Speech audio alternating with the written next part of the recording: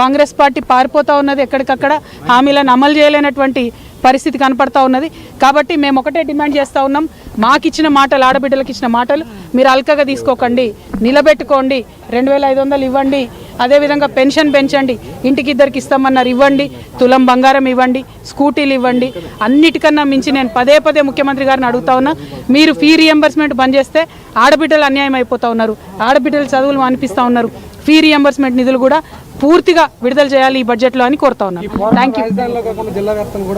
బడ్జెట్లో ఇవి మహిళలకు సంబంధించిన ప్రావిజన్ పెట్టకపోతే ప్రతి జిల్లా హెడ్ క్వార్టర్లో కూడా మేము ఈ పోరాటం కొనసాగిస్తాం. Thank you. జై తెలంగాణ.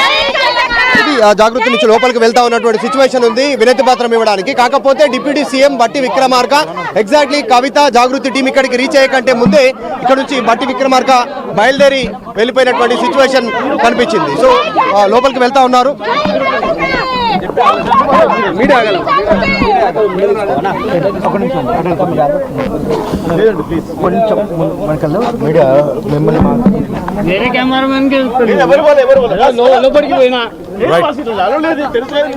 రైట్, మనం విజువల్స్ లో చూస్తున్నాం. ఇటు మొత్తానికైతే ప్రజాభవన్ కి ఇటు జాగృతికి సంబంధించిన నాయకులు, అలాగే ఇటు కవిత వీరందరూ చేరుకున్నారు. ప్రభుత్వం ఇచ్చిన హామీలు, ఇటు కాంగ్రెస్ పార్టీ ఇచ్చిన ఎన్నికల హామీ మేరకు మహిళలకు 2500 ఇవ్వాలని డిమాండ్ చేస్తున్నారు. అలాగే ఇటు ప్రజాభవన్ ముందు తెలంగాణ జాగృతి మొత్తానికైతే జిల్లాల వారీగా కూడా నిరసనని ఉధృతం చేయబోతాము ఒకవేళ హామీలు ఇవ్వకపోతే. ఇటు పెన్షన్ గురించి కావచ్చు, స్కూటీ గురించి కావచ్చు, ఇది ఒక లాస్ట్ బడ్జెట్గా చెప్పుకొచ్చే ప్రయత్నం చేస్తున్నారు. అలాగే తులం బంగారం గురించి, అలాగే ఫీజు రీఎంబర్స్మెంట్, వీటన్నిటి గురించి కూడా ఇటు ఆయన మాట్లాడారు. ఒక్కసారి దీనికి సంబంధించి మరింత అప్డేట్ తీసుకునే ప్రయత్నం చేద్దాం. ఇటు కార్యాచరణ ఎలా ఉండబోతుంది జాగృతికి సంబంధించి, ఇటు మహిళల గురించి పోరాడుతున్నారు మొదటగా. మరి మహిళలకు సంబంధించిన వీటన్నిటిని ఈ బడ్జెట్లో ఇంక్లూడ్ చేయాలనేది ప్రధానంగా డిమాండా, మరి ఇంకా మిగతా అంశాలు, వేరే అంశాలు ఏమైనా కార్యాచరణలో ఉండబోతున్నాయి రానున్న రోజుల్లో? మధు,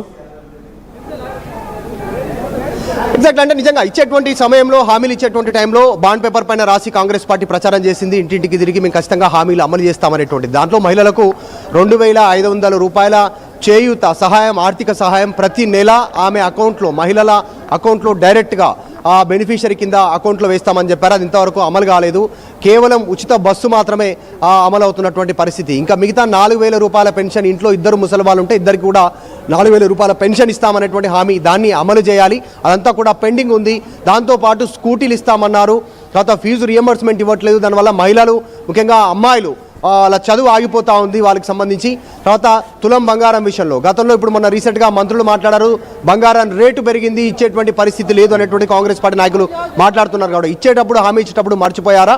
కాంగ్రెస్ ప్రభుత్వం పారిపోతూ ఉంది, ప్రజలకు ఇచ్చిన హామీలను వదిలేసినటువంటి డిమాండ్ చేస్తున్నారు. వచ్చేటువంటి బడ్జెట్ అసెంబ్లీ సమావేశాల సందర్భంగా ఖచ్చితంగా ఈ బడ్జెట్ కేటాయించాలి. మహిళలకు ఇచ్చినటువంటి దాంట్లో భాగంగా హామీల విషయంలో లేదు అంటే మాత్రం రాష్ట్ర వ్యాప్తంగా అన్ని కేంద్రాల వద్ద, కలెక్టరేట్ల వద్ద కానీ, ప్రభుత్వ కార్యాలయాల వద్ద కానీ ధర్నాకు జాగృతి పిలుపునిస్తూ ఉందనేటువంటి స్టేట్మెంట్ చేశారు.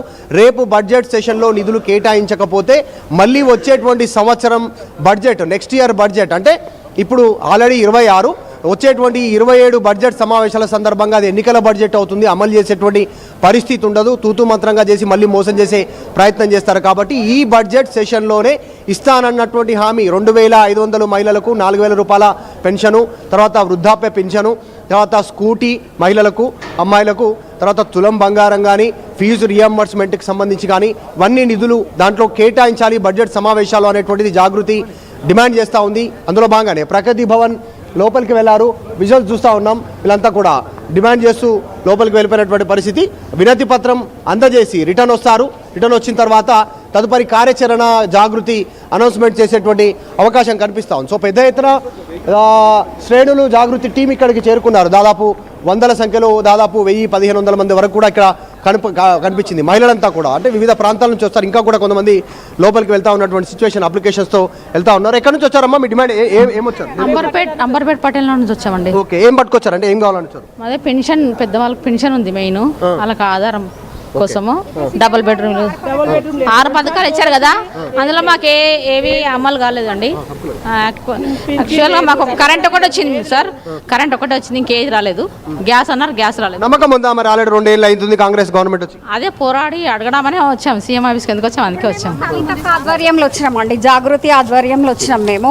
ఎందుకంటే చెయ్యాలి అనేసి మేము, లేకపోతే దారుణం చేస్తామనేసి చెప్దామని వచ్చినాం. ఆల్రెడీ మరి సీఎం చెప్తా ఉండి మా దగ్గర డబ్బులు లేవు ప్రభుత్వం దగ్గర అంటుండు. మరి ఇప్పుడు ఆయన గేమ్స్ ఆడడానికి డబ్బులు వస్తున్నాయి కానీ పేదవాళ్ళకి ఇవ్వడానికి వస్తలేవా? ఇప్పుడు మెస్సీతోని వాళ్ళతో అన్ని చేస్తారు కదా సార్, 500 కోట్లు పెట్టి చేసారు, మరి పేదవాళ్ళకి ఇవ్వడానికి వస్తలేదా? మరి ఏమంటారు? 6 గ్యారెంట్లు ఏం చేసిన గ్యారెంట్లు? ఒక బస్సు ఒకటి ఫ్రీ పెట్టిండు ఆడోళ్ళకు, బస్సు ఒకటి ఫ్రీ పెట్టిండు, ఏది లేదు. పింఛన్లు లేవు, డబుల్ బెడ్రూమ్ లేవు, ఏమి లేవు, ఏం లేవు. మా కొడుకు కాలు ఇరిగింది, పింఛన్ లేదు, ఏం లేదు, మాకు డబల్ బెడ్రూమ్ లేదు, ఏం లేదు. ఎన్ని సంవత్సరం సాది గ్యాస్ అన్నారు, 500 గ్యాస్ లేదు, 200. బట్టి విక్రమార్క లేడు లోపల, ఎవరు లేరు, బయటికి వెళ్ళిపోయాడు.